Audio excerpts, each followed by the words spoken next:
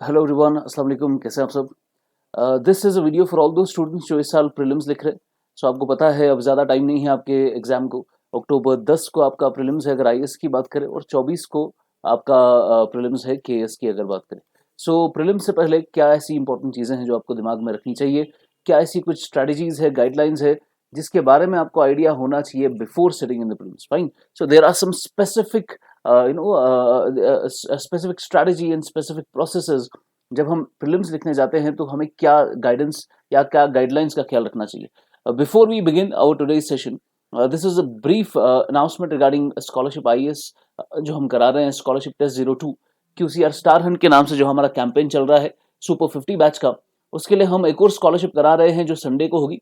Sunday सुबह 11 बजे ये आपका स्कॉलरशिप टेस्ट होगा, और उसमें जो आपको पढ़ना है सिंपल एनसीईआरटी से क्वेश्चन होंगे। We will not be touching current affairs.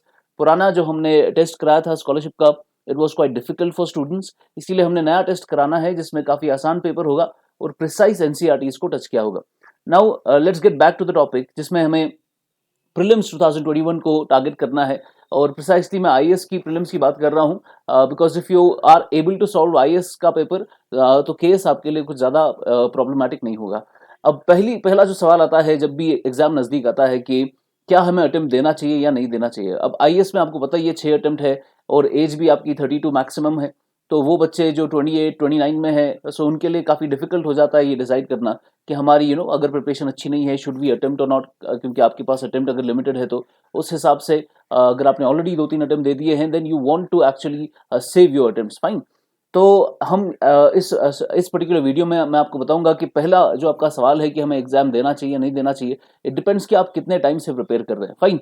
If you are preparing from last 5 to 8 months, और आपके पास अभी एज भी है और आपके पास काफ़ी सारे अटेम्प्ट्स भी है, और मानिए आप 24-25 की एज में है आप, और इस एज ग्रुप में है, और आपके पास अटेम्प्ट भी है 32 तक आप अटेम्प्ट दे सकते हैं, 6 अटेम्प्ट्स, और आप अभी 5-6 महीने से ही प्रिपेयर कर रहे हैं, देन इट इज़ एडवाइजेबल कि आप अटेम्प्ट ना करें। जैसे कि आपको पता है अगर 12 लाख लोग भी फॉर्म भरते हैं, उसमें से मोरलेस 50% लोग ही अटेम्प्ट करने आते हैं। फाइन। बिकॉज वो लास्ट मोमेंट पे फिर बैक ऑफ करते हैं, और ये एडवाइजेबल उनके लिए है जो पिछले 5-8 महीने से ही प्रिपेयर कर रहे हैं। बिकॉज आपको पता है कि 5-8 महीनों का ये आपका कोर्स नहीं है, ये इतना बड़ा है कि ऑलमोस्ट 15 से 18 महीनों तो लगते ही है आपको सिलेबस कंप्लीशन में। उसके बाद आंसर राइटिंग की वो करना, आंसर राइटिंग का आर्ट डेवलप करना। So it's a huge task. So ये 5-8 महीनों में होने वाली चीज़ नहीं है। So if you are a fresher, then it is advisable, और अगर आपके पास एज भी है और अटेम्प्ट भी है, देन इट इज़ एडवाइजेबल कि आप अटेम्प्ट ना करें। हाँ, वो जो 28 है, 29 है, या 26 प्लस है, और उनके पास अभी अगर उनके पास अटेम्प्ट भी होते 26 प्लस अगर आप हैं, तो हर साल अगर आप अटेम्प्ट भी देंगे 32 तक आपके अटेम्प्ट्स खत्म हो जाएंगे। फाइन। सो आप अगर अटेम्प्ट देंगे या अगर आप अटेम्प्ट देंगे तो there is no loss for you. हाँ, अगर आप अटेम्प्ट छोड़ते हैं, देन वो अटेम्प्ट आपका ज़ाया ही हो जाएगा, बिकॉज आपकी एज लिमिट आ जाएगी उसमें फिर। फाइन। सो 15 से 18 मंथ्स अगर आप प्रिपरेशन कर रहे हो पिछले 1-1.5 साल से, और तब जाके आपने काफ़ी सारी स्टैटिक पोर्शन कवर किया है, आपने मंथली मैगजीन्स कवर की है, आपको अखबार या न्यूज़पेपर का कंटिन्यूस एनालिसिस आप पढ़ते हैं, देन इट इज़ एडवाइजेबल कि आप प्रीलिम्स का टेस्ट दें। ये आपका पहला सवाल का जवाब हो गया। सेकेंडली, अगर आपने प्रीलिम्स से पहले अभी तक आंसर राइटिंग नहीं भी की है, आंसर राइटिंग अगर आपने कंप्लीट नहीं की है, तो बहुत सारे बच्चे बोलते हैं कि सर अगर प्रीलिम्स आपका क्वालिफाई हो भी गया, फिर क्या फ़ायदा है कि अगर आपका मेंस क्वालिफाई ना हो। फाइन। मेंस में आपको पता ही है आंसर लिखने हैं, और अगर आपने आंसर राइटिंग अभी तक नहीं की है, should you go for prelims? क्या आपको प्रीलिम्स का अटेम्प्ट करना चाहिए? अब देखिए, आंसर राइटिंग उतना बड़ा इशू नहीं है। अगर आप प्रीलिम्स के बाद भी आंसर राइटिंग कर सकते हैं, उसमें 3-4 महीने आपको मिल ही जाएंगे आंसर राइटिंग का आर्ट डेवलप करने के लिए। And if you know the subject, you know the topic, then there is a high possibility कि आप एक अच्छा आंसर लिख सकते हैं। Fine. The only condition is कि आपको सब्जेक्ट के बारे में या टॉपिक के बारे में पता होना चाहिए।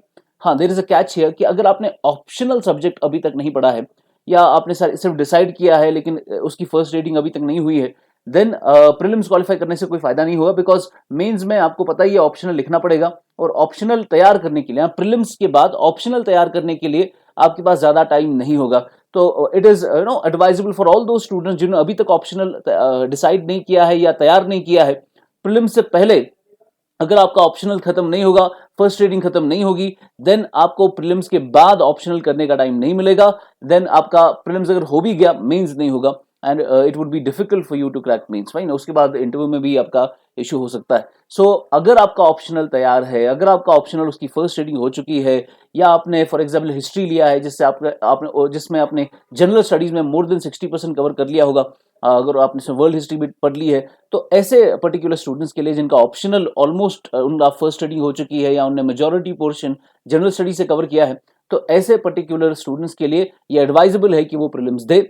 और अगर प्रीलिम्स उनका क्वालिफाई हो गया तो उनके लिए 3-4 महीने would be enough to actually consolidate their material on the optional subject.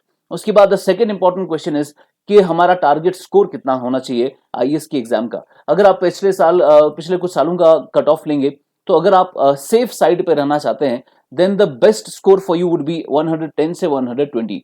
सो वो आपका आइडियल स्कोर है, टारगेट स्कोर है जिसको आपको टारगेट करना है। That is close to 55 to 60 questions, यानी 55 टू 60 क्वेश्चंस आपको ऑलमोस्ट सही करने हैं और आपके 110 से 120 तक के आपके मार्क्स आ जाएंगे। सो आपका अगर 120 मार्क्स आ गए, 115 मार्क्स आ गए, that would be on the safer side.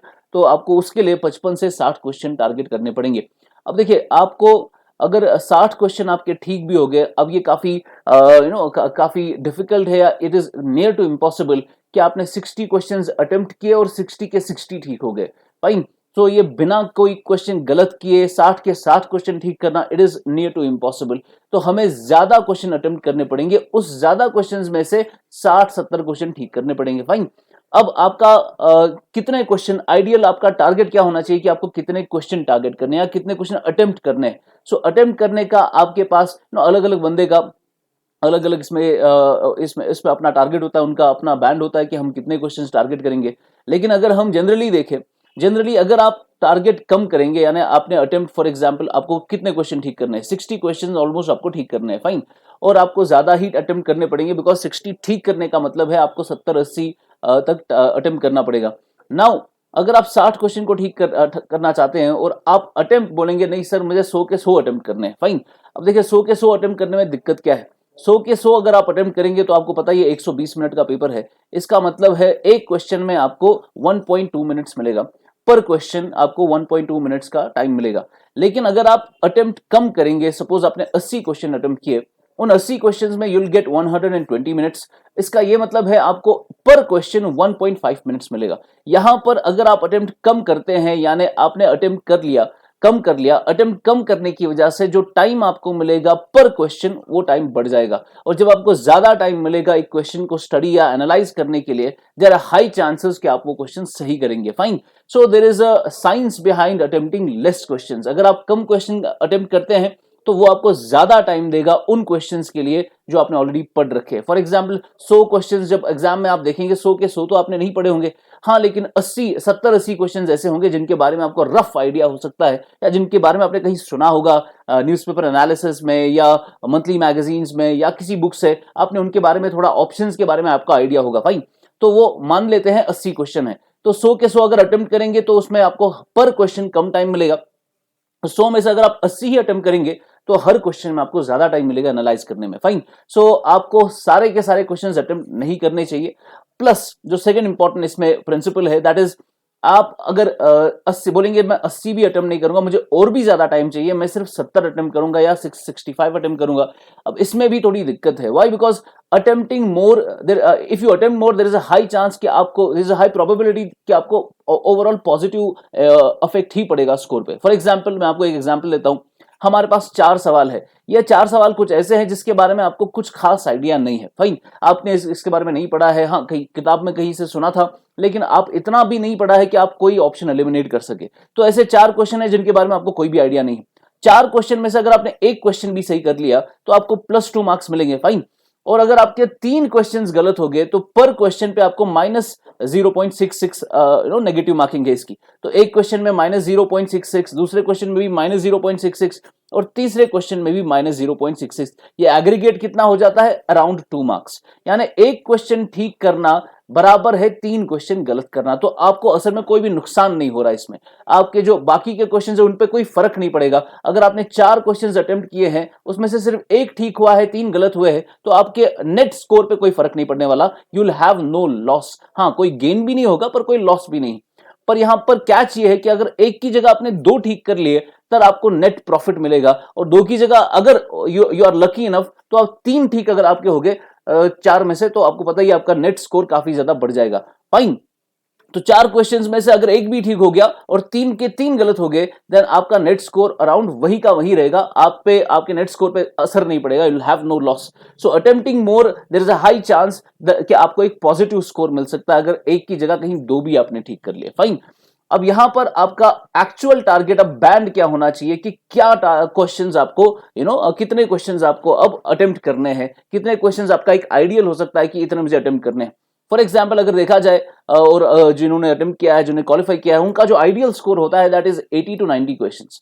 अब 80 से 90 क्वेश्चन अगर आप अटेम्प्ट करेंगे, 80 से 90 में से अगर आपका 60-65 सवाल भी ठीक हो गए और बाकी के नेगेटिव हो गए, तो आपका एक नेट पॉजिटिव स्कोर होगा और आप कट ऑफ के ऊपर होंगे। फाइन, तो 80 से 90 क्वेश्चन ही आपको अटेम्प्ट करने चाहिए।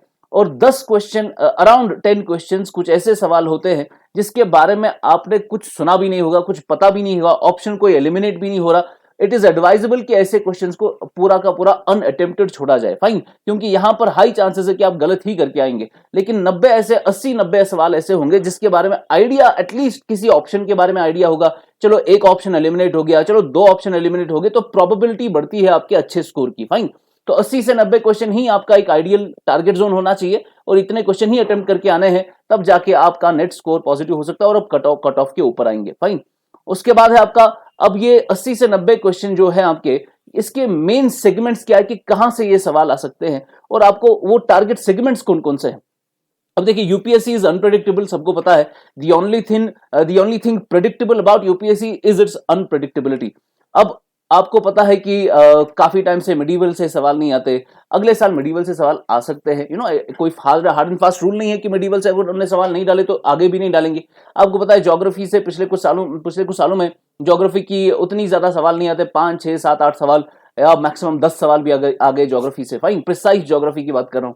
अब अगर ज्योग्राफी से ज्यादा सवाल नहीं आ रहे हैं तो इसका ये मतलब नहीं कि अगले साल नहीं आएंगे, अगले साल ज्योग्राफी की वेटेज फिर से बढ़ सकती है।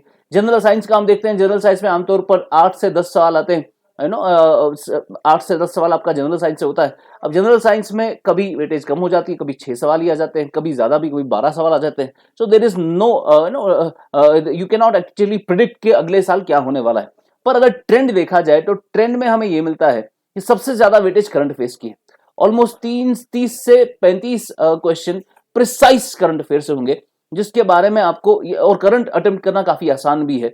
करंट को आपकी मंथली मैगजीन्स है, आप हिंदू पढ़ रहे हैं, अगर आपने ये कंटिन्यूअसली रिलीजियसली फॉलो किया है, देन आप करंट के क्वेश्चंस बहुत ही आसानी से कर सकते हैं। फाइन, और दूसरा है, सबसे इंपॉर्टेंट वेटेज है एनवायरमेंट की, क्योंकि आपको पता है प्रीलिम्स जो है अभी सिविल सर्विस एग्जामिनेशंस का और जो आपका आईएफएस है, इंडियन फॉरेस्ट सर्विसेज, इन दोनों का प्रीलिम्स अब कंबाइन है। तो कंबाइन प्रीलिम्स होने की वजह से जो एनवायरनमेंट वाला पोर्शन है उसकी वेटेज काफी बढ़ गई है, बिकॉज फॉरेस्ट सर्विसेज में एनवायरनमेंट का बहुत बड़ा पोर्शन है। क्योंकि अब इन दोनों का प्रीलिम्स एक ही हो गया है, इसकी वजह से एनवायरनमेंट की पोर्शन, एनवायरनमेंट का कंपोनेंट, एनवायरनमेंट की वेटेज प्रीलिम्स में काफी बढ़ चुकी है। तो एनवायरनमेंट से काफी ज्यादा सवाल होते हैं, 20 के ऊपर सवाल होते हैं एनवायरनमेंट से, उसमें से बहुत सारे सवाल करंट अफेयर्स के साथ भी आप लिंक कर सकते हो। So environment becomes a huge and big component. उसके बाद हिस्ट्री एंड कल्चर। अब देखिए, हिस्ट्री में ऐसे सवाल होते हैं जो काफी डिफिकल्ट होते हैं, अगर आपने पढ़ भी लिए हैं उसके बाद भी काफी डिफिकल्ट है उनको सॉल्व करना। फाइन, तो करंट अफेयर पे आपका सबसे ज्यादा फोकस होना चाहिए, बिकॉज इट इज इजी। अगर आपने टॉपिक पढ़ा है आप इजीली सवाल कर सकते हैं, लेकिन हिस्ट्री के सवाल पढ़ने के बाद भी काफी डिफिकल्ट होता है करना। फाइन, तो आपको इधर ही समझ आ गया कि ज्यादा फोकस किस पे करना है। अगर आपको 60 क्वेश्चन ही ठीक करने हैं, उसमें से 30-35 सवाल तो करंट से आप अच्छे से कर सकते हैं, प्रिसाइज करंट से। फाइन, 30-35 सवाल तो वहीं से आपको मिल जाएगा, और वो करना आसान भी है बिकॉज उसका प्रीटी डायरेक्ट क्वेश्चंस होते हैं। फिर आपका होता है हिस्ट्री का पोर्शन, लाइकवाइज फिर आपका एनवायरनमेंट का पोर्शन है EVS. Then you have economy. अब इकोनॉमी का एक और इंपॉर्टेंट ये कंपोनेंट है जिसमें ऑलमोस्ट 20+ क्वेश्चंस आते हैं इकोनॉमी से। फाइन, इकोनॉमी आपका इतना बड़ा पोर्शन है जिसमें अगर करंट में लाया जाए तो it is close to 30 question. 30% of your paper is economy plus current affair. Economy का करंट अफेयर बोल रहा हूं मैं। फाइन, तो इकोनॉमी भी आपका एक बहुत बड़ा पोर्शन है जिसमें आपको इस पे हेवीली इस पे फोकस करना चाहिए।